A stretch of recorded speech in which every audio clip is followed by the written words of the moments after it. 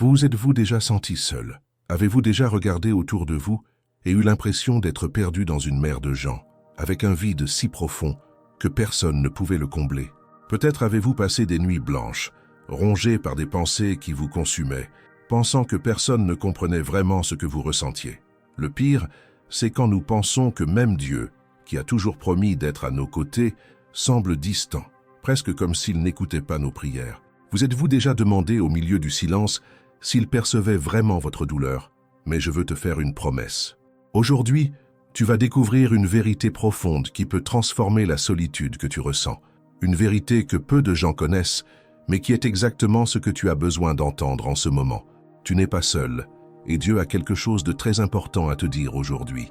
Prépare ton cœur, car la réponse que tu cherches est sur le point de te parvenir.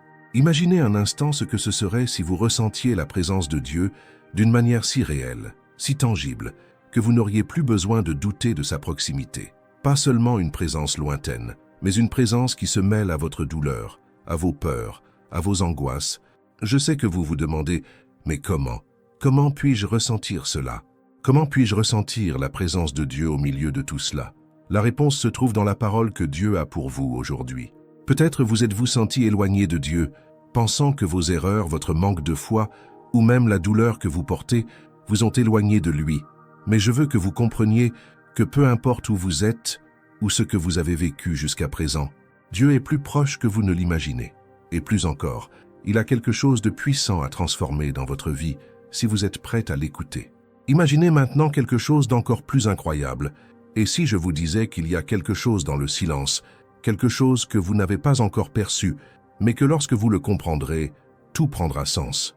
Ce que Jésus veut vous dire aujourd'hui touchera votre cœur si profondément que vous vous demanderez pourquoi vous ne l'aviez pas su plus tôt. Il est prêt à vous dire exactement ce que vous avez besoin d'entendre, et ce sera quelque chose qui changera votre vision de la vie, de la foi, et surtout, de son amour pour vous. Respirez profondément. Préparez-vous. Vous êtes sur le point de vivre une révélation qui transformera votre solitude en paix, votre peur en confiance et votre douleur en guérison. Ne détournez pas le regard de cette vidéo, car la vérité qui va vous être révélée est tout ce dont vous avez besoin pour restaurer votre foi et votre cœur. Restez prêts, car la réponse de Dieu est sur le point d'être révélée, et elle changera tout. C'était l'aube. Le ciel était encore sombre, embrassant la solitude d'un homme qui se retirait dans un lieu désert. Jésus, le Fils de Dieu lui-même, marchait seul dans l'ombre du désert, loin du bruit, loin de la foule. Mais ce n'était pas une évasion, c'était un but. Même entouré des milliers de personnes qui le suivaient, il savait aussi ce qu'était le silence de l'âme. Il savait aussi ce que c'était que de ressentir le poids d'un cœur fatigué, isolé, en quête de quelque chose que même les mots ne pouvaient expliquer.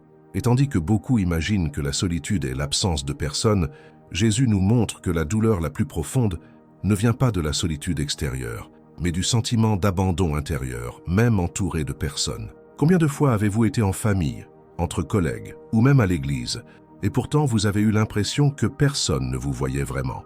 C'est comme si vous criez intérieurement, mais que personne ne vous entendait.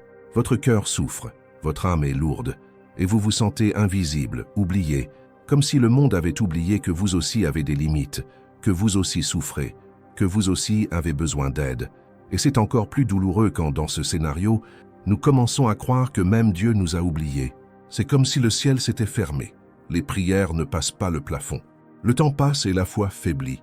Écoute-t-il? Voit-il? Et si je vous disais qu'il y a quelque chose dans ce silence que vous n'avez jamais remarqué? Et si Dieu lui-même utilisait ce moment, cette absence apparente, pour vous parler autrement? Jésus s'est retiré dans le désert, non pas parce qu'il ignorait la souffrance des autres, mais parce qu'il savait que seul un cœur qui a souffert peut véritablement accueillir la douleur d'autrui.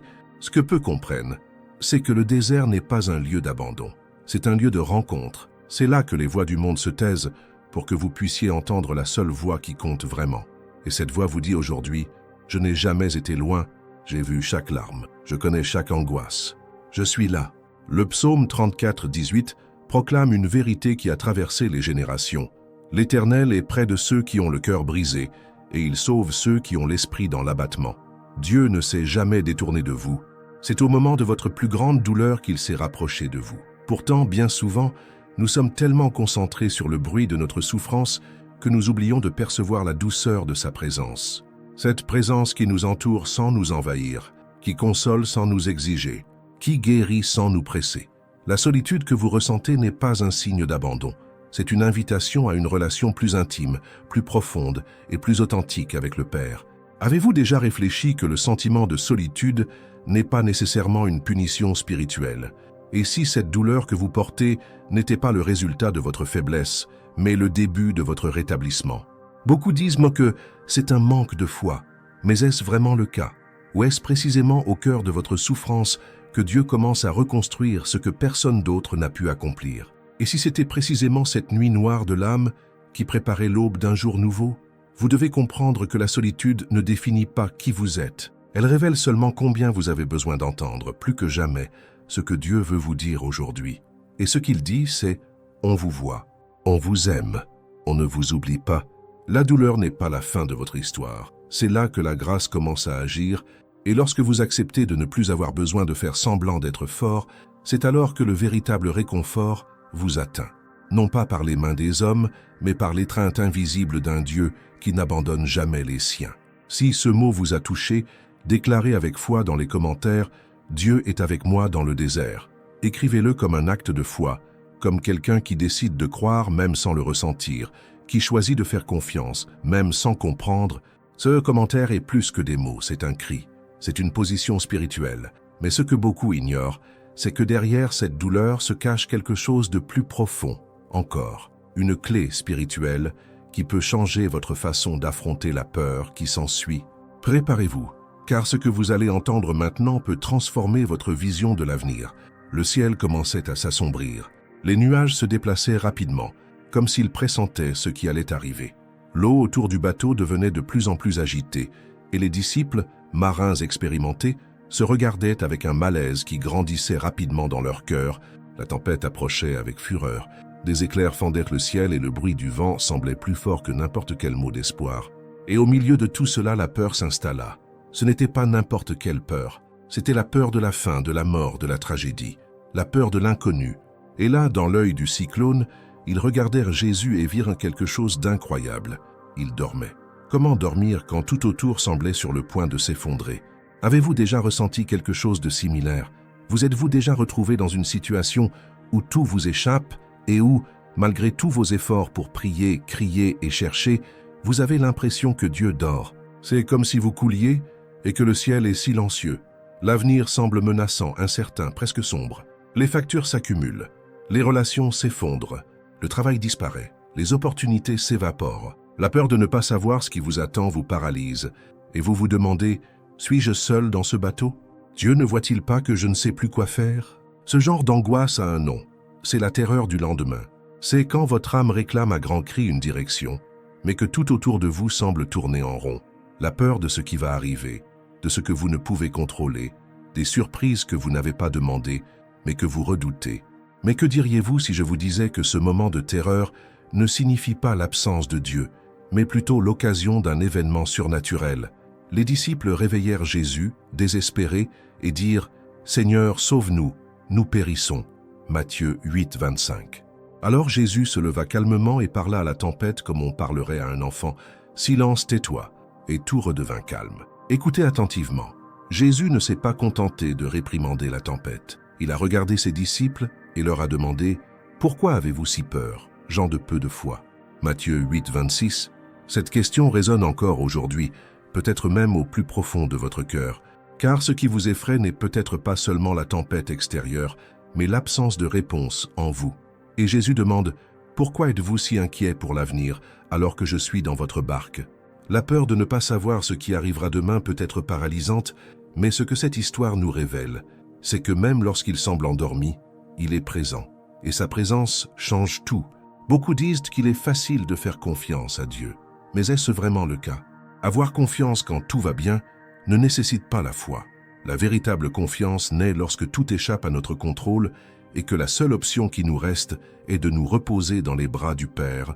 La peur de l'avenir révèle où nous avons placé notre confiance, dans les circonstances ou en Jésus.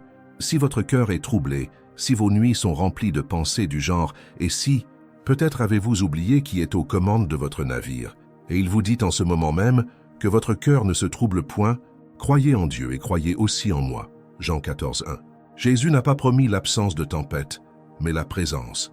Il a promis une direction, il a promis la paix. Et cette paix n'est pas l'absence de vent, mais la certitude que même au cœur de la fureur, il demeure le Dieu qui apaise la mer. L'avenir vous est peut-être inconnu, mais il ne l'est pas pour lui. Il est déjà là. Demain est déjà entre ses mains. Et lorsque vous y croyez, la peur perd son pouvoir de domination. Votre cœur commence à ralentir, votre esprit s'apaise, votre âme trouve refuge.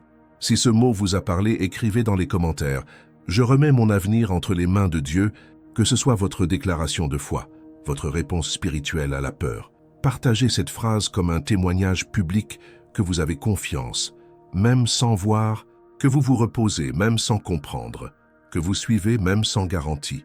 Et si vous connaissez quelqu'un qui vit une situation d'incertitude, partagez cette vidéo avec lui. Partager cette vidéo, c'est plus qu'envoyer un lien, c'est tendre la main à quelqu'un qui traverse une période difficile. Et voici le plus impressionnant de cette histoire. Car la tempête est peut-être passée, mais une inquiétude encore plus grande persiste, même après que le vent se soit calmé. Le poids de vivre avec un esprit surchargé, coincé entre hier et demain, incapable de vivre aujourd'hui. Et ce que Jésus révèle à ce sujet est encore plus surprenant. Elle marchait seule, le regard vide, l'âme agitée, comme si chaque pas résonnait de l'absence de quelque chose qu'elle ne pouvait expliquer.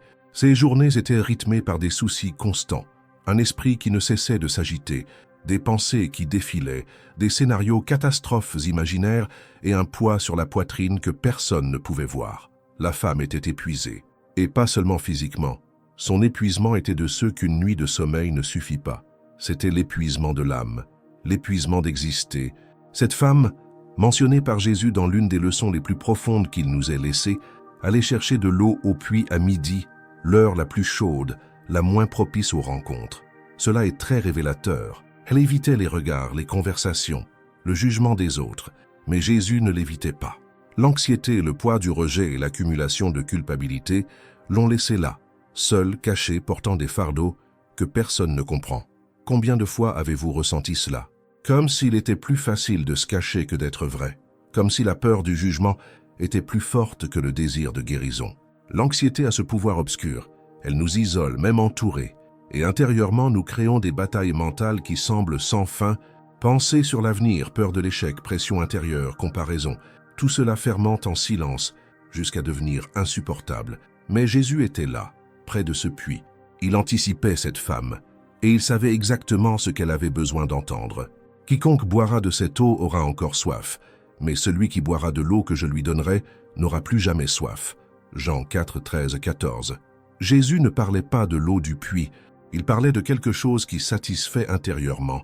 Il a vu le désespoir silencieux de cette femme, il a vu sa soif d'acceptation, de sens, de paix intérieure. Et le plus impressionnant, c'est qu'avant même qu'elle ne confesse quoi que ce soit, Jésus savait déjà. Il connaissait sa vie dysfonctionnelle, ses erreurs, ses souffrances cachées. Malgré cela, il ne l'a pas condamnée. Il lui a offert ce que personne d'autre ne lui avait offert, la paix intérieure. Peut-être que votre esprit est agité aujourd'hui, peut-être que vous menez une guerre invisible dont personne d'autre n'a conscience. Peut-être que vous souriez extérieurement, mais que vous criez intérieurement. L'anxiété n'est pas seulement un problème émotionnel, c'est une prison spirituelle lorsque nous ne la confions pas à Dieu. Mais Jésus se tient devant vous maintenant, tout comme il s'est tenu devant cette femme, et il vous offre cette même eau vive. Il dit « Donnez-moi vos pensées, donnez-moi vos soucis, laissez-moi satisfaire ce que personne d'autre ne peut. » Avez-vous déjà songé que tout porter seul pourrait être une forme d'orgueil déguisé? On pense parfois qu'il faut tout gérer, que la foi signifie ne pas être ébranlé, que la spiritualité signifie être toujours en paix. Mais Jésus attend-il vraiment cela de nous?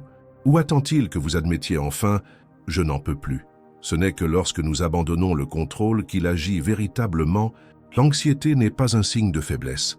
Elle peut même être le dernier cri de votre âme pour une intervention divine. Si vous avez ressenti ce mot, écrivez dans les commentaires « Jésus apaise mon esprit ». C'est votre prière, c'est votre cri visible.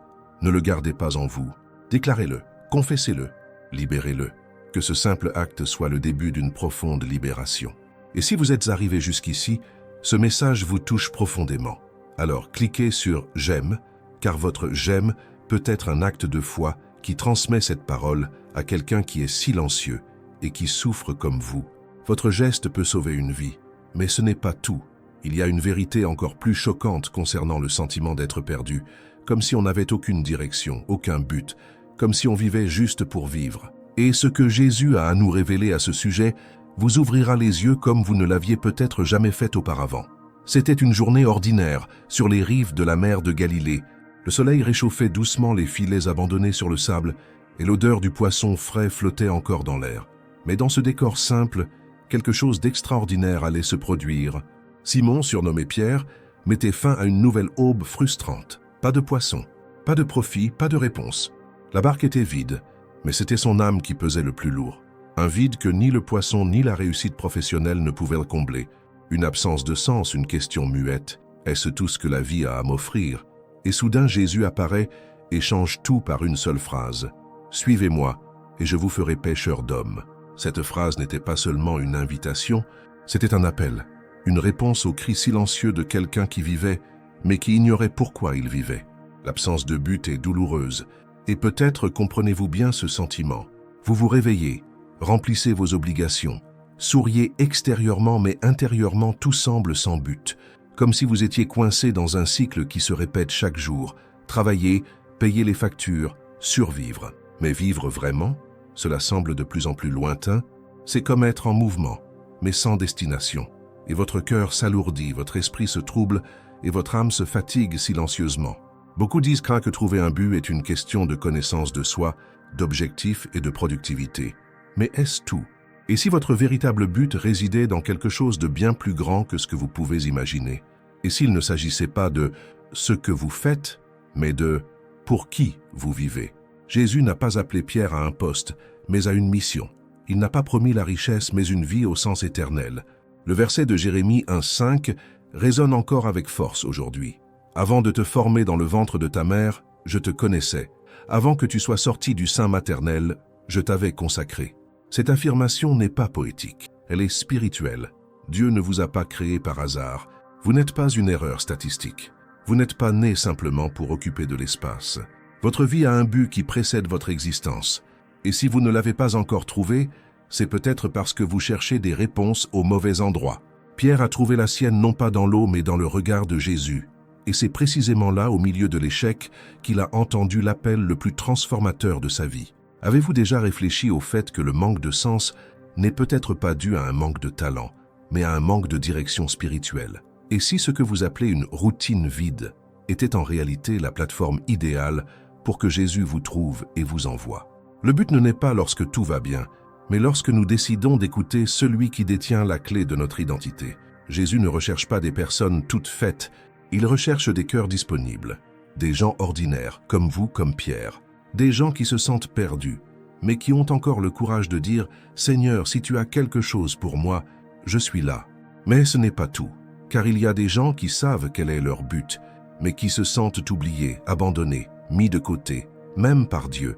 Et ce que Jésus révèle à propos de ce sentiment peut guérir des blessures que vous portez depuis des années.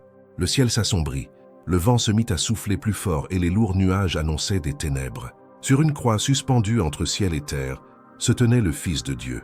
Et dans cet instant de douleur extrême, alors que le sang coulait à flots et que l'agonie envahissait chaque nerf de son corps, Jésus s'écria « Mon Dieu, pourquoi m'as-tu abandonné ?» Ces paroles ne sont pas seulement un témoignage historique.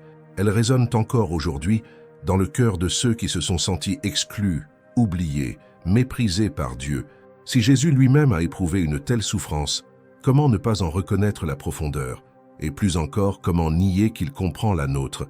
Combien de fois vous êtes-vous demandé « Où est Dieu quand j'ai le plus besoin de lui ?» Il n'est pas rare que le silence divin fasse plus mal que la souffrance elle-même face à la solitude. L'absence de réponse immédiate ressemble à un cri silencieux au milieu d'un désert émotionnel. Vous priez, vous criez, vous jeûnez, mais tout autour de vous reste inchangé. Et votre cœur commence à croire aux mensonges que beaucoup de gens véhiculent. Peut-être que Dieu m'a abandonné. Ce sentiment est cruel. Il mêle douleur et méfiance, foi et frustration. Votre esprit vous dit qu'il est avec vous, mais votre cœur reste silencieux. Et c'est dans ce silence que beaucoup abandonnent. Et si je vous disais qu'un secret spirituel se cache dans ce moment d'abandon? que le cri de Jésus n'était pas de la faiblesse, mais l'accomplissement d'un plan divin, qu'au moment où il se sentait le plus seul, Dieu était plus proche que jamais. Hébreux 13:5 déclare « Je ne te délaisserai point ni ne t'abandonnerai ». Ce n'est pas seulement du réconfort, c'est une promesse irrévocable du Père. Le sentiment d'abandon est réel, mais il ne reflète pas la réalité spirituelle. Il est possible de sentir que Dieu est distant, même lorsqu'il est à nos côtés, soutenant notre âme en silence. Peut-être êtes-vous confronté aujourd'hui à l'un de ces déserts où tout semble aride, où vous avez l'impression que vos prières atteignent le plafond. Mais rappelez-vous, c'est dans le désert que le peuple de Dieu a appris à faire confiance à la manne quotidienne. C'est dans le silence qu'Élie a entendu la voix douce et légère de Dieu. C'est sur la croix que la rédemption a commencé. Se sentir seul ne définit pas votre statut au ciel. Dieu est avec vous, même lorsque vous ne le ressentez pas, même lorsque tout semble différent. Et parfois, c'est précisément dans l'absence de bruit qu'il agit le plus profondément. Si vous avez déjà eu le sentiment que Dieu vous a abandonné, écrivez dans les commentaires ci-dessous. « Seigneur, même si je ne comprends pas, j'ai confiance en toi. » C'est une déclaration de foi qui défie les mensonges de la peur et du doute. C'est un cri spirituel qui affirme « Je choisis de faire confiance, même si je ne vois pas. » Ne laissez pas cette douleur vous habiter. Écrivez-la, déclarez-la, activez votre foi. Le ciel vous écoute. Mais attendez, et si votre sentiment d'abandon était en réalité le début d'une reconstruction spirituelle que vous n'auriez jamais imaginé possible? Il y a quelque chose de puissant qui doit être révélé, et cela pourrait transformer non seulement votre douleur, mais votre destin tout entier. Les jours s'éternisent comme une bataille sans fin. L'esprit est fatigué, le cœur épuisé, et le corps semble porter le poids d'une guerre intérieure qui ne vous laisse aucun répit. Vous vous réveillez faible, et vous vous endormez avec des larmes invisibles. C'est comme si la vie était devenue un champ de bataille émotionnelle où vous luttez contre des douleurs invisibles, des blessures qui ne saignent pas, mais qui font mal comme des coupures profondes. Et le pire, le sentiment de lutter seul. Personne ne comprend, personne ne remarque. Vous cachez votre fatigue derrière des sourires forcés et des engagements que vous respectez machinalement. Mais au fond de vous, tout crie « Je n'en peux plus ». Cet épuisement n'est pas seulement physique. Il provient d'une âme accablée de responsabilités, de traumatismes non résolus, de déceptions accumulées et de prières qui semblaient ne jamais atteindre leur plein potentiel. C'est le genre de fatigue que même le sommeil ne peut apaiser, car ce n'est pas le corps qui a besoin de repos, mais l'esprit. Vous avez peut-être même essayé de vous reposer, de prendre du temps pour vous, de vous évader, mais votre âme reste agitée. C'est comme être coincé dans un cycle de pression où même la fatigue vous semble insupportable. Et vous commencez à vous demander « Dieu m'a-t-il laissé affronter cela seul ?» Car s'il était vraiment à vos côtés, pourquoi ressentez-vous encore ce poids écrasant sur vos épaules? Mais alors, au milieu de cette tempête silencieuse, la voix du Maître résonne à travers le temps. « Venez à moi, vous tous qui êtes fatigués et chargés, et je vous donnerai du repos. » Matthieu 11, 28. Jésus ne se contente pas de reconnaître la fatigue, il l'accueille. Et plus encore, il offre du soulagement, et cette promesse n'est pas symbolique, elle est réelle. Il n'offre pas une énième religion, un énième système, une énième liste de règles. Il offre du repos à l'âme, le soulagement d'une douleur invisible, la paix après une bataille qui semble sans fin. Imaginez un instant la scène. Une foule épuisée, blessée intérieurement, les pieds sales de la route, le cœur brisé par les exigences religieuses du jour. Et puis Jésus apparaît, prononçant des paroles inédites. « Venez à moi et je vous donnerai du repos ». C'est là, lors de cette rencontre, que beaucoup ont trouvé leur premier sentiment d'appartenance, de véritable sollicitude, de paix véritable. Ils n'avaient en plus à porter seuls le fardeau de l'existence. Jésus a pris ce poids sur lui, et il continue de le faire aujourd'hui.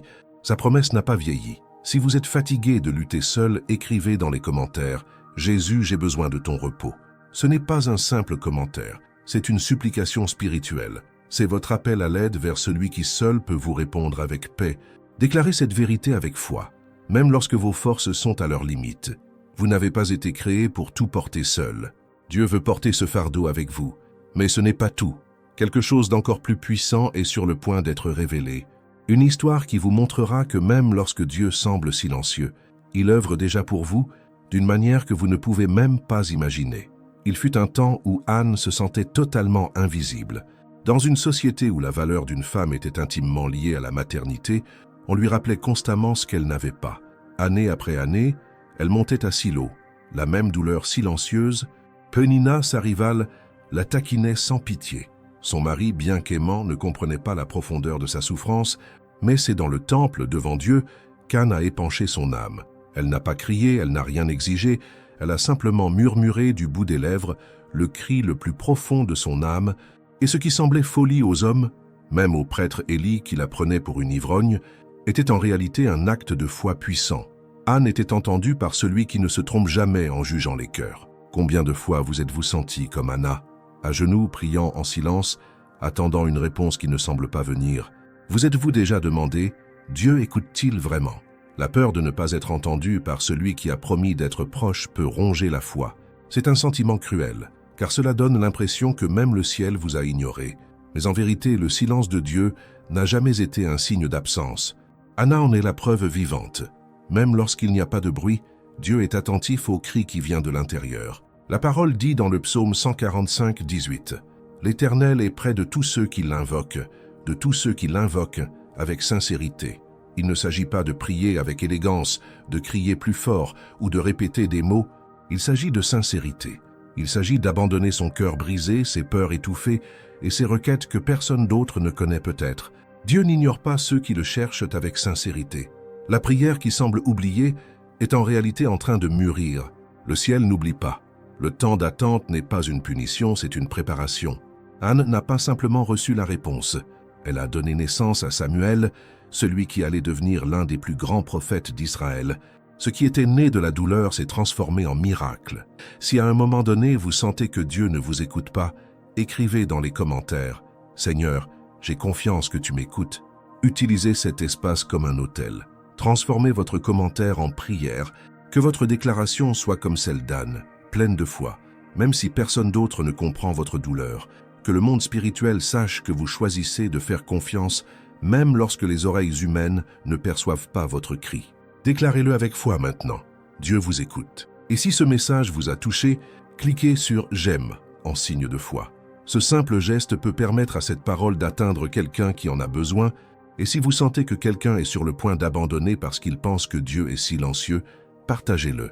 Soyez le pont entre la douleur et l'espoir. Mais ce n'est pas tout. Une autre histoire cache une vérité, une révélation qui pourrait bouleverser votre perception de l'amour de Dieu. Préparez-vous, car ce qui va suivre remettra en question tout ce que vous pensiez savoir sur le pardon et la honte. Elle fut entraînée dans la foule comme si elle n'était plus une personne, comme si elle avait perdu toute valeur. Accusée, humiliée, souillée de honte, cette femme adultère prise en flagrant délit fut jetée devant Jésus, les yeux rivés sur elle, les paroles acerbes et le regard assoiffé de condamnation.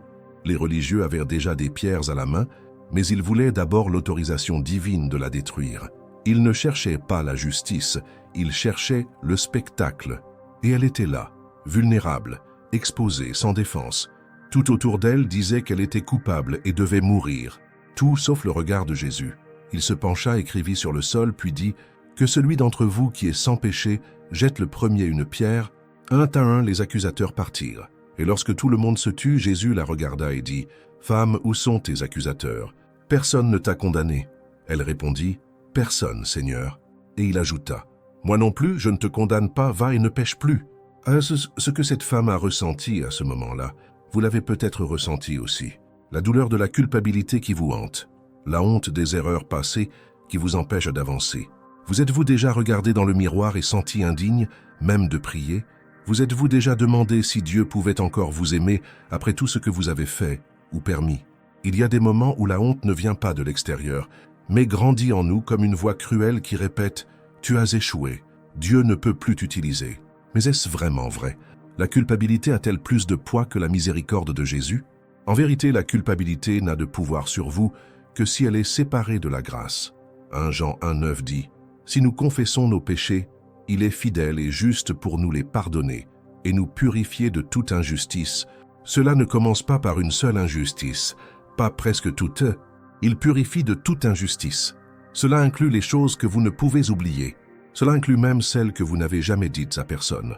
Jésus ne se contente pas de défendre la femme adultère devant la foule, il la libère aussi de la prison intérieure de la honte.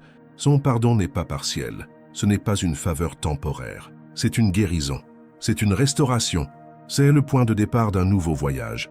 Si vous êtes paralysé par la culpabilité, écrivez dans les commentaires « Jésus, purifie-moi ». Transformez votre douleur en cri. Confessez-vous sincèrement. Utilisez cet espace comme un hôtel de restauration. Peu importe ce que les gens ont dit de vous ou ce que vous vous dites lorsque vous vous jugez durement. Le dernier mot vient de Jésus et il est prêt à vous relever. Respirez profondément. Si ce message vous a touché, proclamez publiquement votre foi. Partagez cette vidéo avec quelqu'un qui a besoin qu'on lui rappelle qu'il n'est pas seul, que la honte n'a pas le dernier mot, que le pardon est réel et accessible. Et si je vous disais que ce qu'on vous a enseigné sur la foi et l'échec est incomplet, préparez-vous, car il y a une histoire de tempête, de peur et une question de Jésus qui pourrait bouleverser votre vie. La suite est encore plus déconcertante et profondément libératrice. La nuit tomba et le vent souffla violemment sur la mer de Galilée. Les disciples luttèrent contre les vagues, ramant avec difficulté, tandis que la barque était ballottée par la tempête. L'obscurité semblait encore plus pesante à la lumière de la peur qui envahissait le cœur de chacun. Ils n'avaient pas seulement peur de la mer, ils craignaient d'être engloutis par leur propre insécurité. Jésus, resté en prière, vint à leur rencontre, marchant sur l'eau. En le voyant, ils crurent qu'il s'agissait d'un fantôme. Ils crièrent de terreur. C'était comme si la présence divine qui aurait pu les rassurer devenait une cause de terreur, car leur foi était étouffée par la peur. Jésus prit alors la parole. « Courage, c'est moi. N'ayez pas peur. » Pierre, impulsif comme toujours, demanda « Seigneur, si c'est toi, ordonne-moi de venir à toi sur les eaux. » Et Jésus dit « Viens. » Pierre se mit à marcher, mais dès qu'il sentit le vent fort, il commença à douter. Il coula, il cria au secours. Jésus étendit la main, saisit Pierre et dit « Homme de peu de foi, pourquoi as-tu douté ?» Et non, ce moment est une puissante représentation de ce que beaucoup d'entre nous vivent. La tempête extérieure est réelle, mais celle qui nous effraie le plus est celle qui se déroule en nous. Quand la vie semble nous submerger, quand les problèmes s'intensifient, il est facile de remettre en question notre propre foi.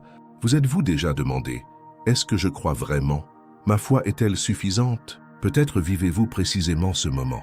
Le vent souffle fort, la peur est grande, et la foi semble trop faible pour résister à tant de pression. Et alors la question se pose, Dieu écoute-t-il vraiment? Agira-t-il? Et si je vous disais que le problème ne réside pas dans la taille de votre foi, mais dans l'endroit où vous portez votre regard?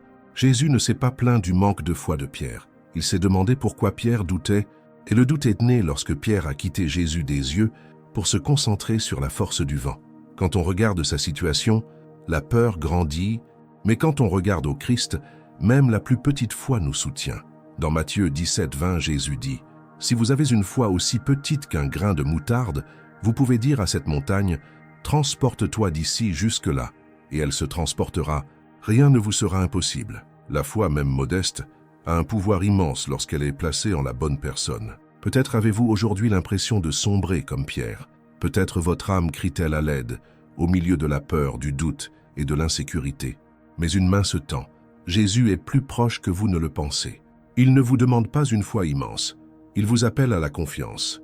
Même si vos jambes tremblent, même si votre cœur est ébranlé, il veut vous relever, il veut vous tenir la main et apaiser les flots de votre âme. Si vous traversez une tempête intérieure et sentez que votre foi ne tient qu'à un fil, écrivez dans les commentaires « Seigneur, fortifie ma foi ». C'est votre déclaration publique que vous ne voulez plus marcher seul. C'est votre appel à l'aide. C'est votre pas vers Jésus sur les eaux de l'impossible. Et si je vous disais que le vide que vous ressentez intérieurement n'est pas un signe de faiblesse, mais une invitation divine à être comblé par la présence de Dieu? Ce qui suit pourrait révéler ce qui manque vraiment à votre vie, et cette révélation pourrait bien être la réponse que vous cherchiez. La chaleur était intense, le chemin poussiéreux, et la femme marchait avec un poids non seulement physique, mais existentiel. Elle était fatiguée, non seulement du voyage jusqu'au puits de Jacob, mais de toute sa vie. Elle portait en elle une soif profonde, un vide qu'aucune relation, aucun choix, aucun chemin parcouru jusqu'alors n'avait pu apaiser. Et c'est peut-être cette même soif que vous ressentez aujourd'hui. Un vide dans votre âme, le sentiment constant qu'il manque quelque chose, même quand tout semble à sa place. La solitude intérieure, cette angoisse silencieuse qui hurle même au milieu de la foule, n'a souvent aucune explication visible, mais elle a une racine, un manque de sens, un manque de direction, une soif qu'aucun succès ni aucune affection humaine ne peuvent apaiser. Jésus le savait. Il savait exactement ce qui habitait cette Samaritaine, avant même qu'elle ne dise un mot. Lorsqu'il s'assit au puits et dit « Donne-moi à boire », ce n'était pas de l'eau qu'il désirait vraiment. Il s'agissait d'entamer une conversation qui allait tout changer. Lorsqu'elle fut étonnée qu'il s'adresse à elle, une Samaritaine en tant que Juive, Jésus répondit par une réponse incohérente. « Si tu connaissais le don de Dieu et qui est celui qui te demande à boire, tu le lui aurais toi-même demandé, et il t'aurait donné de l'eau vive. » Jean 4, 10. La femme, perplexe, répondit qu'il n'avait rien pour puiser de l'eau et que le puits était profond. Combien de fois, dans notre incrédulité, avons-nous regardé la profondeur de notre propre vide en pensant « Même Dieu ne peut pas atteindre jusque-là ». Mais Jésus est allé droit au but. « Quiconque boit de cette eau aura encore soif. Mais celui qui boira de l'eau que je lui donnerai n'aura jamais soif. Mais l'eau que je lui donnerai deviendra en lui une source d'eau jaillissant jusque dans la vie éternelle. » Jean 4, 13, 14. Voilà le genre de réponse qui désarme même l'âme la plus réfractaire. Jésus n'offrait pas la religion, il offrait la guérison, la transformation, un accomplissement éternel, le genre de rencontre qui déborde le cœur et réorganise tout à l'intérieur. La femme avait eu 5 maris, et l'homme avec qui elle vivait à ce moment-là n'était pas son mari. Mais Jésus ne la condamna pas. Il révéla sa vérité afin qu'elle puisse voir sa soif et être ensuite étanchée par quelque chose qui transcende la matière, la présence de Dieu. Avez-vous aussi essayé de combler ce vide par des choses qui ne font qu'accroître votre soif? Ce manque de but, ce malaise silencieux dans votre poitrine, pourrait-il être un appel du ciel à renouer avec votre origine? Si ce message vous a touché, commentez « Jésus, apaise mon âme ». Écrivez-le comme un cri sincère, un acte de foi et d'abandon. Déclarez que vous reconnaissez votre soif et désirez cette eau vive que lui seul peut offrir.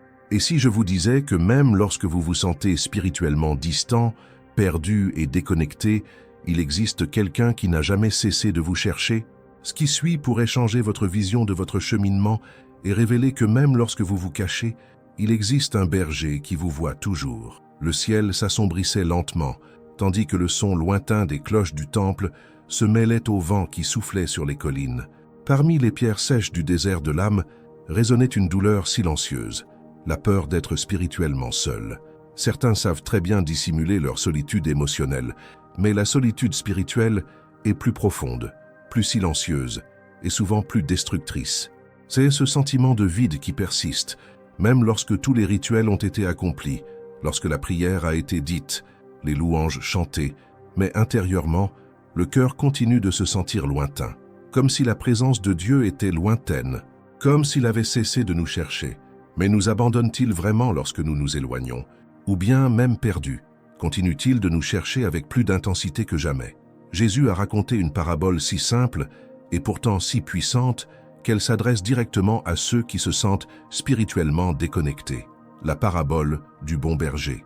Il décrit un homme avec 100 brebis. Lorsqu'il réalise que l'une d'elles s'est égarée, ce berger abandonne les 99 autres dans le désert et part à la recherche de celle qui est seule. Il n'attend pas son retour. Il n'attend pas qu'elle se repente ou change de comportement. Il part à sa recherche. Et lorsqu'il la retrouve, il la place sur ses épaules, remplie de joie. C'est ce que Jésus fait avec ceux qui se sont égarés, qui sont tombés dans des gouffres spirituels, qui ont perdu la force de crier, mais qu'ils voient toujours. Jésus n'est pas un berger ordinaire. Il est celui qui donne sa vie pour ses brebis. Comme il est écrit dans Jean 10:11, « Je suis le bon berger donne sa vie pour ses brebis ». Cette affirmation n'est pas théorique. Il l'a prouvé sur la croix. Et c'est pourquoi même lorsque vous avez l'impression de vous égarer, lorsque votre cœur ne réagit plus comme avant, lorsque votre foi semble comme une braise mourante, il continue de vous chercher, car pour lui vous valez plus qu'un numéro. Vous êtes la brebis bien-aimée, celle qu'il porte tendrement dans ses bras. Vous sentez-vous spirituellement éloigné? Vous êtes allé aux bons endroits. Vous avez prononcé les bons mots, mais vous ressentez un vide intérieur. La religion n'a jamais comblé personne. Mais la présence du bon berger, oui, elle envahit, guérit et restaure. Peut-être avez-vous besoin non pas de règles supplémentaires, mais de retrouvailles, d'être retrouvé, de vous rappeler que ce n'est pas vous qui l'avez choisi, mais lui qui a choisi de vous aimer en premier. Si ce message vous a interpellé, commentez « Jésus, cherche-moi à nouveau ». Écrivez-le comme un cri sincère, comme quelqu'un qui reconnaît s'être éloigné de moi, mais qui désire être à nouveau touché par cet amour inconditionnel. Laissez votre prière dans les commentaires, même si elle ne se résume qu'à quelques mots. c'est peut-être exactement ce dont quelqu'un d'autre a besoin pour se sentir trouvé par Dieu. Et si ce mot vous a touché, cliquez sur « J'aime » comme un acte de foi.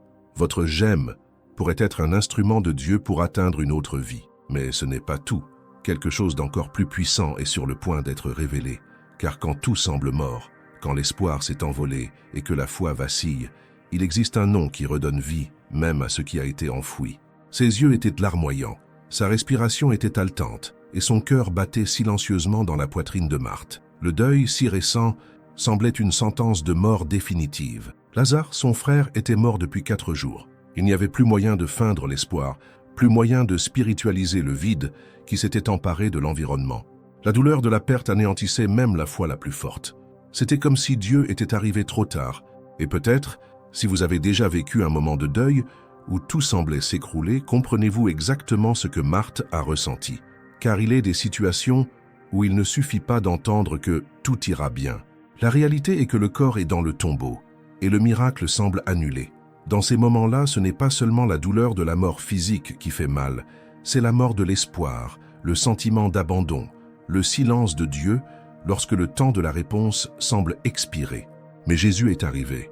Il ne s'est pas précipité, il n'est pas arrivé précipitamment, il est arrivé alors qu'il semblait trop tard. Et lorsqu'elle a rencontré Marthe, elle l'a confrontée à ce que beaucoup d'entre nous ont peur de dire dans la prière « Seigneur, si tu avais été là, mon frère ne serait pas mort. » Cette phrase est porteuse d'une accusation, mais aussi d'un cri profond. Pourquoi n'es-tu pas venu plus tôt? Combien de fois avez-vous pensé cela? Seigneur, pourquoi ne m'as-tu pas répondu quand j'avais le plus besoin de toi? Mais au lieu de le réprimander, Jésus l'a regardé dans les yeux et a déclaré quelque chose qui résonne encore aujourd'hui pour toute âme qui a perdu espoir. Je suis la résurrection et la vie. Celui qui croit en moi vivra même s'il meurt. Jean 11, 25. Jésus n'est pas venu simplement pour empêcher la mort. Il est venu pour montrer que même lorsqu'elle survient, il demeure souverain. Il est l'espoir qui surmonte l'impossible. Et c'est là que beaucoup commettent l'erreur de limiter le pouvoir de Dieu au temps humain. Marthe croyait que Jésus pouvait guérir, mais elle ne concevait pas qu'il puisse ressusciter. Mais Jésus dépasse les limites, redéfinit ce qui est trop tard, et prouve qu'avec lui, même la mort n'a pas le dernier mot. Lorsqu'il s'est approché du tombeau, il n'a pas demandé d'explications ni fait de promesses en l'air. Il a simplement crié « Lazare, sors !» et le mort est sorti. Cette histoire ne raconte pas seulement un miracle ancien, mais quelque chose que Jésus veut accomplir en vous, aujourd'hui. Peut-être votre cœur est-il au plus profond du désespoir. Peut-être votre rêve a-t-il été enterré, votre foi affaiblie, votre joie consumée par le temps. Mais Jésus continue de dire « Je suis la résurrection et la vie ». Cela signifie qu'il est capable de ressusciter ce que vous pensiez perdu à jamais. Avec lui, il y a toujours un nouveau départ. Il y a toujours une vie après la douleur. Il y a toujours de l'espoir après la perte. Si ce message vous a interpellé, commentez dès maintenant. Jésus ressuscite mon espérance. Utilisez les commentaires comme un autel de foi, un espace sacré où vous déclarez au ciel que vous croyez encore, même en larmes, même sans tout comprendre. Que ce soit votre déclaration de confiance, votre réponse à l'appel du Maître qui vous dit encore « Sors ». Et voici le plus étonnant de cette histoire. Même l'amour de Dieu n'est pas limité par vos doutes, car même lorsque vous vous demandez s'il vous aime encore, il existe une preuve éternelle et irréfutable. La croix fut dressée au sommet de la montagne, instrument de douleur qui portait le poids de toute l'humanité. Mais ce jour-là, plus qu'un homme cloué au bois, ce qui était exposé au monde était la plus grande preuve d'amour que l'univers ait jamais connue. Beaucoup regardaient sans comprendre, d'autres se moquaient. Certains pleuraient, mais peu savaient ce que cela signifiait vraiment. Dieu lui-même s'offrant en sacrifice pour prouver que personne n'est seul. Dans un monde où la solitude hurle, où le doute ronge silencieusement le cœur de millions de personnes, le geste de Jésus sur la croix brise le silence le plus sombre de l'âme humaine. Et peut-être vous êtes-vous déjà demandé en silence, craignant de le dire à voix haute, « Dieu m'aime-t-il vraiment ?» Ce doute peut paraître insignifiant, mais il a le pouvoir de nous éloigner de l'espérance, de la foi et même de la vie. C'est là qu'il nous faut revenir à la croix, car le véritable amour ne se mesure pas en paroles, mais en sacrifice. Et Jésus ne s'est pas contenté de dire qu'il nous aime, il l'a prouvé, car Dieu a tant aimé le monde qu'il a donné son Fils unique. Jean 3, 16. C'est une phrase si familière que nous en oublions souvent le poids, mais regardez-la comme si c'était la première fois. Dieu a tant aimé le monde qu'il a donné son Fils. Ce n'est pas une phrase poétique, c'est le témoignage éternel que vous n'avez jamais été ignoré, jamais oublié, jamais mis de côté. Et lorsque vous vous sentez seul, rejeté, ou que vous doutez d'être encore digne d'amour, rappelez-vous, le Fils de Dieu est mort pour vous, sachant pertinemment que vous commettriez toutes vos erreurs. Son amour n'est pas une promesse conditionnelle, c'est un abandon total. Et si je vous disais que la plus grande erreur que vous puissiez commettre est de croire que vous devez mériter cet amour, que vous devez être suffisamment bon, saint, fort ou pur pour être accueilli par Dieu, c'est une distorsion spirituelle qui emprisonne les cœurs depuis des siècles. L'amour de Dieu ne se mérite pas. Il est offert gratuitement, inconditionnellement. Jésus n'est pas mort pour des personnes parfaites. Il est mort pour vous, avec toute votre douleur, vos défauts, vos addictions, vos doutes, vos traumatismes et vos peurs. Et la preuve que cet amour est toujours disponible est dans la résurrection. Il n'est pas resté au tombeau. L'amour a vaincu la mort. Et il est toujours disponible aujourd'hui pour vous, ici, maintenant. Alors pourquoi doutons-nous encore autant? Pourquoi laissons-nous les expériences passées, les rejets humains et la souffrance émotionnelle nous convaincre que nous sommes moins aimés de Dieu? Peut-être parce que nous mesurons son amour aux réponses que nous attendons. Mais Jésus nous enseigne à le mesurer au sang versé. Si vous doutez encore de l'amour de Dieu pour vous, fermez les yeux et regardez la croix. Voyez le Fils du Dieu éternel dire par sa vie « Je t'aime » et comprenez une fois pour toutes que cet amour est votre ancre, votre réponse, votre identité. Vous avez peut-être été rejeté. Vous avez peut-être été ignoré par votre famille. Vous avez peut-être été trahi par ceux qui avaient promis de rester. Mais le ciel tout entier s'est tourné vers vous. Et rien de tout cela n'était un hasard. Si cette parole vous a interpellé, vous a guéri ou a simplement touché votre âme, déclarez maintenant dans les commentaires « Jésus m'aime et cela me suffit ». N'hésitez plus. Laissez votre cœur répondre avec foi. Et si ce message vous parle, cliquez sur « J'aime » et partagez-le. Peut-être que ce simple geste apportera cette vérité libératrice à une autre âme qui doute elle aussi de l'amour de Dieu. Vos « j'aime » et vos partages sont plus que des clics. Ce sont des semences spirituelles. Mais attendez, ce qui se passe ensuite va remettre en question tout ce que vous croyez. Car même ceux qui sont les plus utilisés par Dieu, comme Moïse, ont également été confrontés à l'insécurité de ne pas se sentir capables d'être ses instruments. Le buisson brûlait, mais il ne se consumait pas. L'endroit était désert, solitaire, et Moïse, déjà âgé et marqué par un passé d'erreur et d'évasion, s'en approchait avec hésitation. C'était comme si sa vie était entrée dans une courbe silencieuse d'oubli. 40 ans s'étaient écoulés depuis le jour où il avait fui l'Égypte. 40 ans à se sentir oublié des hommes, et peut-être même de Dieu. Il n'était plus le prince, ni le vengeur. Il n'était plus qu'un berger dans l'anonymat du désert, mais à cet instant, le feu qui ne s'éteignait pas révéla quelque chose que Moïse n'avait jamais pleinement compris. Dieu ne l'avait pas abandonné. La voix résonna parmi les pierres. « Moïse, Moïse » Exode 3, 4. Le même nom qu'il avait peut-être cessé de prononcer dans la prière était maintenant appelé avec autorité d'en haut. Mais la réponse de Moïse montre à quel point sa douleur émotionnelle avait façonné sa vision de lui-même. Lorsque Dieu l'appelle à libérer Israël, il hésite, s'interroge, doute. « Qui suis-je pour aller vers Pharaon ?» demande-t-il. Et cette phrase est le reflet exact de beaucoup de ceux qui vivent aujourd'hui avec le sentiment de n'avoir aucune valeur. Peut-être vous êtes-vous déjà posé cette question en silence. Qui suis-je?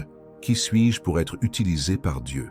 Qui suis-je pour croire que je peux accomplir quelque chose d'important? Qui suis-je avec mon histoire tumultueuse, mes échecs, mes peurs, mes limites pour être un instrument du ciel? La réponse de Dieu à Moïse ne fut pas d'énumérer ses capacités. Ce ne fut pas de raconter son éducation au palais. Dieu ne l'encouragea pas en lui disant qu'il était fort. Il dit simplement « Je serai avec toi » Exode 3:12.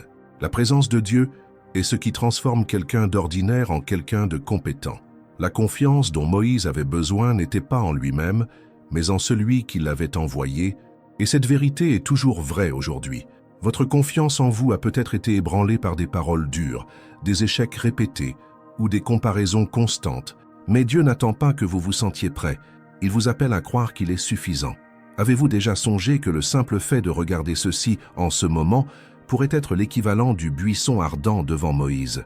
Un moment où Dieu vous appelle, vous interrompt au milieu de la routine, de la solitude et du doute pour vous dire « J'ai encore des projets pour toi ».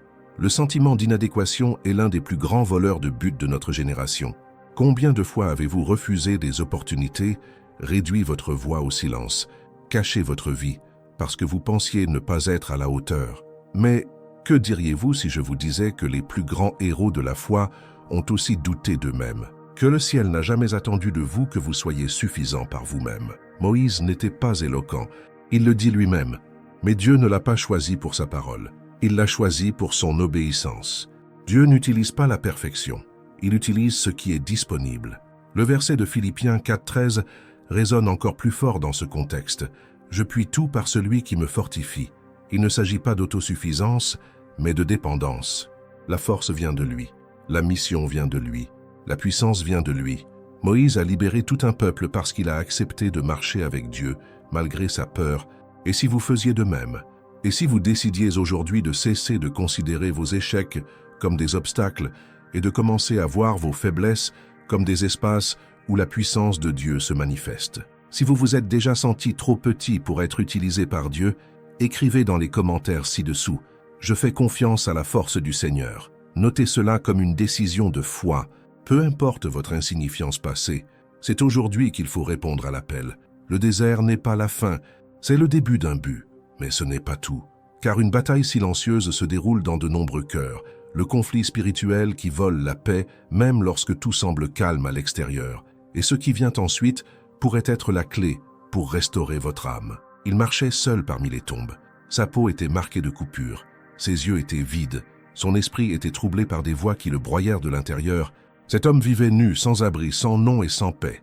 Il était rejeté de tous, enchaîné par la société, oublié des religieux et craint par sa propre famille. Plus personne ne croyait à sa guérison.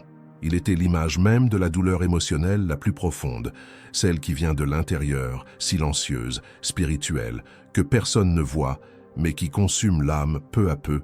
Et peut-être, en entendant cela maintenant, réalisez-vous que vous avez vous aussi mené un combat similaire, non pas sous la même forme visible, mais avec la même force cachée. Il est possible d'être parmi les gens, de sourire, de produire, d'adorer, et intérieurement de mener une guerre spirituelle que personne ne voit, une inquiétude qui vole la paix, une angoisse sans nom, un conflit qui semble sans fin. Ce n'est pas un combat contre le corps, c'est un combat pour l'âme. Et le plus impressionnant, c'est que Jésus traverse la mer uniquement pour retrouver cet homme. Certes, une foule l'attendait de l'autre côté, mais il traverse, affronte une tempête en chemin et atterrit là où personne ne veut être. Car ce que personne ne veut affronter, Jésus tient à l'affronter. Il s'approche de l'homme possédé et ne se dérobe pas à son apparence, à sa folie, ni aux voix qui le dominent.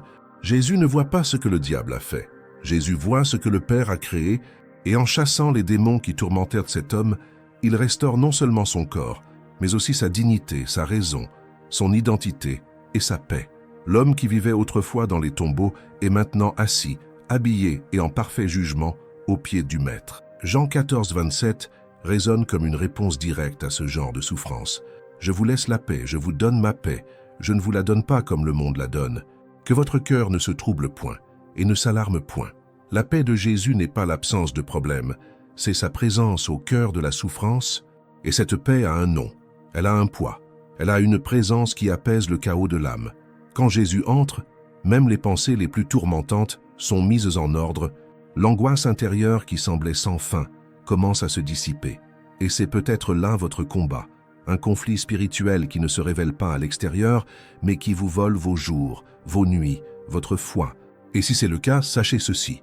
Jésus aussi traverse les mers pour vous. Peut-être en avez-vous assez de faire comme si tout allait bien, fatigué d'afficher un sourire sur votre visage alors que votre cœur hurle en silence. Mais aujourd'hui, le Saint-Esprit vous atteint avec une parole de guérison. Jésus est prêt à entrer exactement là où tous les autres se sont réfugiés, dans vos tombeaux émotionnels, vos pensées les plus sombres, vos blessures les plus anciennes. Il ne reculera pas devant votre confusion. Il transformera, car là où le monde abandonne, Jésus commence. Et là où règne le chaos, il annonce la paix. Mais attention, il y a quelque chose que presque personne ne réalise dans cette histoire. L'homme libéré voulait suivre Jésus, l'accompagner. Mais le Maître l'a renvoyé chez lui. Pourquoi? Parce que sa guérison avait un but. Jésus ne l'a pas seulement libéré, il l'a réintégré. Celui qui avait été autrefois rejeté serait désormais la voie de la restauration. Si cette parole vous a touché, écrivez dans les commentaires « Jésus apporte la paix à mon être intérieur ». Servez-vous des commentaires comme d'un autel. Quelle que soit l'ampleur de votre guerre invisible, Déclarez avec foi que vous croyez au pouvoir du Prince de la paix. Votre déclaration peut être le début de votre guérison. Mais ce n'est pas tout, car il y a une promesse que beaucoup ont entendue, mais peu croient vraiment lorsque la douleur dure pendant de longues années. La promesse que ce que Dieu a dit, il l'accomplira. Et la prochaine histoire remettra en question tout ce que vous pensez du temps, de la foi et des promesses. Il contemplait le ciel étoilé, les yeux fatigués, mais le cœur rempli de questions. Abraham avait reçu une promesse qui, aux yeux des humains, semblait impossible dès le début, devenir le père d'une grande nation. Mais comment cela aurait-il pu arriver si sa femme était stérile et que les années avaient passé comme des feuilles emportées par le vent? Ils étaient tous deux déjà vieux, et tout autour d'eux leur disait qu'il était trop tard. C'est peut-être aussi votre angoisse. Vous portez une promesse, mais tout ce que vous voyez autour de vous contredit ce que Dieu a dit. Alors surgit le conflit silencieux, la méfiance tacite, mais ressentie au plus profond de votre cœur, car il ne s'agit pas seulement de douter de Dieu, mais de se sentir oublié par lui, comme si le ciel s'était tu au moment même où vous attendiez le plus un signe. Le doute se transforme en pesanteur, et ce qui était foi commence à ressembler davantage à une illusion. Et si je vous disais que Dieu n'est pas limité par le temps? Et si attendre n'était pas une punition, mais un processus? Abraham a essayé de réaliser la promesse à sa manière, c'est pourquoi il a eu Ismaël. Mais le plan de Dieu n'avait pas besoin d'aide humaine, il avait juste besoin de foi. Et la foi, ce n'est pas croire quand tout semble logique. La foi, c'est continuer à faire confiance, même quand tout semble s'écrouler. Dans Nombre 23, 19, la parole déclare clairement « Dieu n'est pas un homme pour mentir, ni fils d'un homme pour se repentir. S'il a promis, ne l'accomplira-t-il pas? S'il a parlé, ne l'accomplira-t-il pas ?» Cette déclaration est un coup de poing contre l'incrédulité, un rappel que le Seigneur est fidèle, même lorsque nos émotions nous crient le contraire. Combien de fois avez-vous regardé l'horloge de la vie et pensé « C'est fini, ce que Dieu m'a promis n'a plus de sens. J'ai fait trop d'erreurs. J'ai attendu trop longtemps. Le temps a passé. » Mais la promesse de Dieu n'expire pas comme un contrat humain. Elle est soutenue par la parole du Créateur lui-même. Et si vous êtes en vie, vous êtes encore dans le temps de la promesse. Sarah a ri en apprenant qu'elle aurait un fils à un âge avancé. Parfois, notre incrédulité est si grande que même la promesse semble une plaisanterie. Mais Dieu ne rit pas de nos limites. Il en fait une scène pour sa gloire. Et à la naissance d'Isaac, Abraham a non seulement vu la promesse s'accomplir, mais il a compris que rien n'est impossible à celui qui parle et accomplit. Se pourrait-il que votre problème aujourd'hui ne soit pas l'attente elle-même, mais la vision que vous en avez? Car ce qui vous semble un retard pourrait être Dieu qui vous prépare à l'avenir. Et s'il a promis, il l'accomplira. Aucun cœur n'est trop blessé, aucun âge n'est trop avancé, aucun scénario n'est trop ruiné pour annuler ce que le Seigneur a décidé d'accomplir. La promesse ne dépend pas de votre force, mais de la fidélité de celui qui a promis.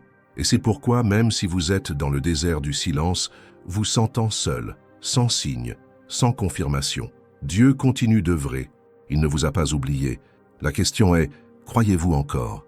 Si ce mot vous a pris au piège du doute, écrivez avec foi dans les commentaires. Dieu est fidèle, je crois toujours. Même si le scénario dit non, même si les circonstances sont contraires, déclarez avec assurance que votre foi repose sur la promesse et non sur la logique.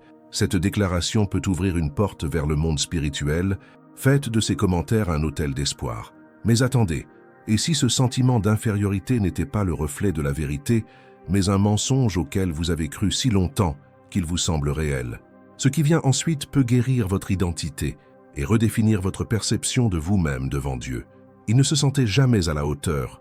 Même au milieu de la foule, quelque chose dans son cœur le poussait constamment vers le fond, un sentiment invisible d'être moins qu'eux, de ne valoir rien, que Dieu ne le choisirait jamais pour quelque chose de grand. Et vous connaissez peut-être ce genre de douleur? Ce n'est pas une douleur physique, mais une blessure émotionnelle silencieuse, qui grandit chaque fois que vous vous comparez aux autres, chaque fois que vous êtes ignoré, rejeté ou traité comme si vous ne comptiez pas. C'est ce sentiment d'infériorité qui vous ronge de l'intérieur. Et le plus cruel, c'est que plus vous essayez de faire vos preuves, plus vous avez l'impression de ne pas être à la hauteur, comme si tout le monde autour de vous avait quelque chose de spécial, mais pas vous, comme si même Dieu vous avait ignoré. Mais une scène surgit alors qui déconstruit complètement cette croyance. Jésus, le Fils du Dieu très haut, s'agenouille pour laver les pieds d'hommes ordinaires. Ce n'étaient pas des rois, ce n'étaient pas des prêtres parfaits, c'étaient des pécheurs, des collecteurs d'impôts, des hommes aux défauts évidents. Et pourtant le Sauveur s'incline devant eux. Dans Jean 13, Jésus prend la serviette, remplit la bassine d'eau et commence à laver les pieds des disciples. Pierre, incompréhensible, proteste « Tu ne me laveras jamais les pieds ». Et Jésus répond par une parole qui résonne encore aujourd'hui « Si je ne te lave pas, tu n'auras pas de part avec moi ». À cet instant précis, par ce geste, Jésus dit « Ta valeur ne vient pas de toi, elle vient de moi. Je te vois, je te choisis, je te purifie ». Cela brise toute logique humaine de supériorité. Avez-vous déjà pensé que Jésus lui-même exaltait ceux qui étaient considérés comme les plus petits, qu'il marchait avec ceux que le monde ignorait, touchait ceux que la société rejetait et donnait la parole à ceux qui étaient réduits au silence? Le problème n'est pas d'être petit aux yeux du monde. Le problème, c'est de se croire trop petit aux yeux de Dieu. Mais le Seigneur ne voit pas comme l'homme. Tandis que l'homme regarde à l'apparence, Dieu regarde au cœur. Il voit votre essence, pas vos performances. Il voit votre souffrance, pas votre CV. Et il vous appelle, non pas pour ce que vous avez fait, mais pour qui il est. Le psaume 145:3 dit « L'Éternel est grand et digne de louange, sa grandeur est insondable. » Et cette grandeur n'est pas destinée à vous écraser, mais à vous élever. Car plus le Seigneur est grand, plus grand est son pouvoir de restaurer en vous ce qui a été détruit par le rejet. Il ne se contente pas de vous valoriser, il vous élève, il vous guérit, il vous donne de la force. Quand Jésus a touché les yeux de l'aveugle, quand il a libéré la femme courbée, quand il a appelé Zachée par son nom, il disait « Tu es important, je te vois, je suis venu pour toi ». Pouvez-vous croire que sa présence à vos côtés ne dépend pas de votre estime, mais de l'amour qu'il a choisi de vous porter? Si cette parole a confronté votre cœur au mensonge de l'infériorité, écrivez dans les commentaires « Dieu me voit et m'apprécie ». N'ayez pas honte de déclarer cela comme un acte de foi. Faites-en une vérité proclamée à votre sujet. Votre identité ne réside pas dans vos blessures, mais dans ce que Jésus a accompli pour vous. Mais attendez, et si votre plus grand combat aujourd'hui n'était pas avec les autres, ni avec Dieu, mais avec vous-même? Et si votre véritable peur était de perdre la foi? Ce qui s'en vient pourrait bien être le réconfort que votre esprit recherchait en silence depuis si longtemps. Ce n'était pas n'importe qui, c'était Pierre, celui qui marchait sur l'eau, qui vit Jésus transfiguré, qui fut témoin des miracles les plus marquants de l'histoire. Mais même lui, avec tout ce bagage spirituel, affrontait la peur la plus silencieuse et la plus destructrice, celle de perdre la foi. Le plus grand combat de Pierre ne fut pas contre le vent lorsqu'il sortit de la barque, ni contre les soldats armés lorsqu'il coupa l'oreille de Malchus. C'était contre lui-même. Un combat intérieur, émotionnel, douloureux, entre ce qu'il croyait et ce qu'il ressentait. Car il y a des moments où l'âme s'effondre. Et peut-être connaissez-vous cet endroit. Vous aviez autrefois la foi. Vous croyiez fermement. Mais maintenant c'est comme si tout s'écroulait en vous. Vous ne ressentez plus la présence comme avant. La prière semble vide, la parole lointaine. Et un doute commence à surgir. Suis-je en train de perdre la foi? La douleur de la solitude spirituelle est aussi forte que n'importe quelle douleur physique. Elle paralyse. Elle pousse l'esprit à remettre en question tout ce qui était autrefois certain. Elle glace le cœur lorsqu'on se penche pour prier et ressentir le silence. C'est le vide de l'âme en conflit avec les promesses de Dieu. C'est alors que Jésus regarda Pierre avec compassion et dit « Simon, Simon, Satan vous a réclamé pour vous cribler comme le froment. Mais j'ai prié pour toi, afin que ta foi ne défaille pas. » Luc 22, 31-32. Comprenez ceci, Jésus connaissait la faiblesse de Pierre. Il savait qu'il tomberait, et pourtant il n'a pas abandonné. Il a prié, il a intercédé, il a déclaré « Et quand tu seras revenu, affermis tes frères. » Il ne s'agit pas seulement de Pierre, il s'agit de vous. Jésus savait qu'il y aurait des moments où vous vous sentiriez faible, que vous auriez peur de ne pas pouvoir y faire face, que votre foi semblerait trop faible face à l'ampleur de votre douleur. Mais il ne se détourne pas, il anticipe, il prie pour vous. Il vous soutient même lorsque vous pensez ne plus pouvoir le suivre. La foi ne consiste pas à ne jamais vaciller. Il s'agit de persévérer même après une chute. Il s'agit d'avoir le courage de se relever, même en larmes, et de dire « Seigneur, je t'aime toujours ». Pierre a nié, il a pleuré amèrement. Il s'est éloigné, mais Jésus l'a retrouvé. Il l'a restauré. Et il lui a confié l'une des missions les plus importantes de l'histoire, paître les brebis. Cela prouve que Dieu n'abandonne pas les faibles, il relève ceux qui pensent avoir échoué au-delà du point de non-retour. Si vous sentez que votre foi s'affaiblit aujourd'hui, écrivez dans les commentaires « Jésus fortifie ma foi ». Non pas comme quelqu'un qui a honte, mais comme quelqu'un qui implore la restauration. Dites cela comme quelqu'un qui comprend que même dans la faiblesse, Jésus est présent, intercédant, vous soutenant et vous aimant. Mais que se passe-t-il si, au milieu de tout cela, des problèmes semblent encore trop grands pour vos forces actuelles, et si vous pensez avoir atteint vos limites et n'avoir plus ni ressources ni espoir? Alors, ce qui vient ensuite pourrait bien être le tournant que vous attendiez. La journée touchait à sa fin, le soleil commençait à se coucher à l'horizon, et les disciples regardaient autour d'eux inquiets. La foule était toujours là, affamée, fatiguée, silencieuse. Plus de 5000 personnes, dont beaucoup n'avaient rien mangé de la journée. Les disciples pragmatiques regardèrent Jésus et lui dirent « Maître, renvoie les gens pour qu'ils aillent dans les villages acheter de la nourriture. » Mais Jésus répondit par une chose qui les déconcerta. « Donne-leur toi-même à manger. » Cela semblait impossible. Ils n'avaient que 5 pains et 2 poissons. Comment pouvaient-ils nourrir une foule avec si peu? Cette scène semblait le portrait parfait du désespoir face aux problèmes. Un scénario où les ressources étaient insuffisantes, le temps semblait compté et les solutions inaccessibles. Peut-être ressentez-vous aujourd'hui exactement la même chose, entouré de pressions de toutes parts, ne sachant pas comment les résoudre, regardant votre vie comme les disciples regardaient la foule, avec peur, limite et frustration. Vous avez essayé d'être fort, vous avez fait ce que vous pouviez, vous avez prié, mais les problèmes s'accumulent. Les dettes s'accumulent, les crises familiales ne cessent pas. Les portes restent closes, vous vous sentez épuisé. Et en vous, une voix commence à murmurer. Dieu pourvoira-t-il vraiment? Est-ce qu'il s'en soucie? Et alors naît la plus cruelle des solitudes, celle de quelqu'un qui, même entouré de gens, se sent complètement seul face à ces géants. C'est le genre d'impuissance qui ne peut être résolu par des conseils ou des phrases toutes faites. C'est quelque chose qui nécessite une intervention divine. Jésus n'était pas indifférent à la faim de la foule et il n'est pas non plus insensible à leur douleur. Avec seulement 5 pains et 2 poissons, il a levé les yeux au ciel, a rendu grâce et a multiplié l'impossible. Voilà le Dieu que vous servez. Le même qui transforme la pénurie en abondance.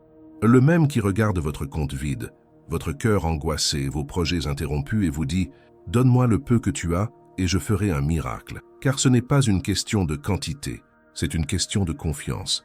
L'Éternel est mon berger, je ne manquerai de rien. Psaume 23, 1. Ce verset n'est pas une promesse en l'air, c'est une garantie. Lorsque vous vous soumettez à la direction de Dieu, il prend en charge tout, même les choses que vous croyez impossibles. Si vous rencontrez des difficultés qui semblent plus grandes que vos forces, écrivez dans les commentaires « Jésus, j'ai confiance que je ne manquerai de rien ». C'est plus qu'une simple phrase. C'est un acte de foi, un cri de l'âme qui dit « Je crois, même si je ne vois pas ». Et si ces mots vous ont vraiment touché, cliquez sur « J'aime » pour montrer publiquement que votre espoir est vivant. Et surtout, partagez cette vidéo avec quelqu'un qui lutte également contre le désespoir. Soyez un vecteur de soutien dans la vie d'autrui. Et si ce n'était pas seulement affronter les problèmes, mais reconnaître que ce dont on a le plus besoin, c'est d'une nouvelle chance de tout recommencer, ce qui vient ensuite pourrait ouvrir cette porte. La véritable transformation commence au moment même où vous reconnaissez que vous ne pouvez plus avancer seul, que la force dont vous avez toujours fait preuve n'était en réalité qu'un masque pour cacher vos faiblesses. Combien de fois vous êtes-vous regardé dans le miroir en souhaitant changer non seulement extérieurement, mais aussi intérieurement? Combien de fois avez-vous imploré en silence une nouvelle chance? Il y a des souffrances que nous ne pouvons expliquer, même avec les mots les plus sincères. C'est un vide criant, une inquiétude qui ronge, une insatisfaction envers qui vous avez été, envers les décisions que vous avez prises, envers les chemins que vous avez choisis. Et au fond, tout ce que vous désirez, c'est une transformation, pas seulement de comportement mais d'identité, un changement qui touche au plus profond de votre âme et qui mette fin à ce cycle de répétition, d'erreurs et de regrets. Jésus le savait lorsqu'il regardait les perdus avec compassion. Il savait que ce qui pèse le plus lourd n'est pas le fardeau extérieur, mais le poids intérieur d'une vie qui n'a plus de sens. Il en a rencontré beaucoup comme eux, comme Zachée, la Samaritaine, l'homme possédé de Gadara, Matthieu le collecteur d'impôts, et ils avaient tous un point commun. Ils désiraient désespérément être différents. Ils voulaient prendre un nouveau départ. Et la bonne nouvelle, c'est qu'avec Jésus, c'est possible. Il a dit lui-même, « Voici, je fais toutes choses nouvelles » Apocalypse 21, 5. Ce n'est pas seulement une belle promesse. C'est un décret de restauration. Il n'offre pas seulement une amélioration. Il offre une nouvelle nature, un tout nouveau départ. Vous n'êtes pas obligé de rester l'otage de la version de vous-même que votre passé a construite. Vous n'êtes pas condamné à répéter les mêmes schémas. Il existe un lieu de transformation dans le cœur de Dieu où votre culpabilité, vos peurs et vos échecs sont absorbés par le sang de Jésus et de là quelque chose de nouveau naît. Il prend les morceaux brisés de votre histoire et en fait un chef-d'œuvre, mais cela exige de l'abandon. Il faut reconnaître que vous avez besoin d'aide, que vous avez besoin d'orientation. Il ne s'agit pas de performance, mais d'abandon. Il ne s'agit pas d'effort, mais de dépendance. Jésus n'attend pas que vous vous rétablissiez avant de venir à lui. Il vous invite tel que vous êtes, blessé, fatigué, perdu, car c'est dans la rencontre avec lui que commence la véritable transformation. Si ce message vous a parlé, si quelque chose dans votre cœur vous dit « Je veux tout recommencer », écrivez dans les commentaires « Jésus, transforme ma vie ». Faites de cette déclaration un cri spirituel, un acte de courage devant le ciel. Puissent les anges voir et l'enfer savoir que vous avez décidé de ne plus être esclave de votre ancien moi. Tu n'es pas seul, Dieu t'a amené ici pour entendre cela. Il t'appelle, il te rappelle qui tu es destiné à être. Maintenant, il ne te reste plus qu'une chose, ouvrir ton cœur et le laisser tout transformer. Car quand Jésus entre, il ne réforme pas, il renouvelle tout. Si vous êtes arrivé jusqu'ici, c'est parce que quelque chose en vous a été touché. Peut-être s'agissait-il d'un souvenir, d'une vieille douleur encore vive, ou même d'une prière oubliée qui refait surface dans votre cœur. Chaque mot, chaque histoire, chaque verset de cette vidéo était un souffle de l'esprit sur des blessures que vous portez en silence. Et Dieu vous dit maintenant, fermement et tendrement, « Je te vois, je ne t'ai jamais quitté. Je suis celui qui te transforme, te guérit et t'appelle par ton nom. » Tout ce qui a été dit jusqu'ici n'est pas dû au hasard. Ce message n'est pas seulement un contenu, c'est une rencontre entre votre âme fatiguée et le Dieu qui restaure. Des retrouvailles avec l'espoir que vous pensiez avoir perdu. Respirez profondément. Fermez les yeux un instant, laissez-vous aller à la sensation. Ne résistez pas à la présence qui vous entoure, là où vous êtes, car maintenant, plus qu'écouter, il est temps de répondre. Prions ensemble. Peu importe que vous sachiez prier ou non, je vous guiderai. Ouvrez simplement votre cœur, comme quelqu'un qui abandonne les morceaux d'une vie qui veut être refaite. Seigneur Jésus, en ce moment, je me présente à toi tel que je suis, avec ma douleur, mes peurs, mes erreurs et tout ce que je ne peux plus porter. Je reconnais que je ne peux y arriver seul, que j'ai tant essayé de changer, tant de fois de recommencer. Mais sans toi, tout s'écroule. C'est pourquoi je te demande, entre dans mon histoire, transforme-moi de l'intérieur. Élimine cette solitude, cette angoisse, ce sentiment de ne pas être vu, de ne pas être aimé. Restaure ce qui a été brisé, guéris ce qui souffre, ressuscite en moi ce qui est déjà mort. Je m'abandonne à ton amour, j'abandonne tout contrôle. Je dis, oui Jésus, rends-moi nouvelle, fais de moi la tienne. Dès aujourd'hui que ma vie soit marquée par ta présence et que ta lumière brille partout où règnent les ténèbres. En ton nom je prie, je crois, je reçois. Amen. Si cette prière vous a touché, écrivez dans les commentaires ci-dessous « J'ai atteint la fin ». Considérez cela comme une étape importante, une façon de dire « J'ai été touché par Dieu » et partagez ce message avec un être cher. Peut-être que ce mot lui permettra d'éviter d'abandonner aujourd'hui. Ne le gardez pas pour vous. Et si ce message vous parlait, ce que vous découvrirez dans la vidéo sur l'écran maintenant peut changer encore plus votre vie. Ne partez pas sans l'avoir regardé, car ce qui vient ensuite pourrait être ce dont vous avez besoin pour vous libérer. Il y a quelque chose que Dieu veut vous révéler, quelque chose qui peut sceller tout ce qui a été semé ici aujourd'hui. Poursuivez ce processus. Vous n'êtes pas seul et cette vidéo est une nouvelle étape sur votre chemin vers la restauration. Cliquez sur « Abonnez-vous » dès maintenant, car lorsque vous le faites, vous nous aidez à atteindre davantage de personnes qui réclament également un mot comme celui-ci. Cette chaîne est une mission, pas seulement une production. En vous abonnant, vous en faites partie. Un instrument entre les mains de Dieu pour répandre la guérison, la foi et un nouveau départ. Partagez, abonnez-vous, commentez, participez à l'œuvre de Dieu et recevez cette promesse comme un sceau sur votre vie. Celui qui a commencé en vous cette bonne œuvre la rendra parfaite pour le jour de Jésus-Christ. Philippiens 1, 6. Ce voyage ne s'arrête pas là, il ne fait que commencer. Jésus est avec vous et la prochaine vidéo vous attend avec quelque chose d'encore plus profond.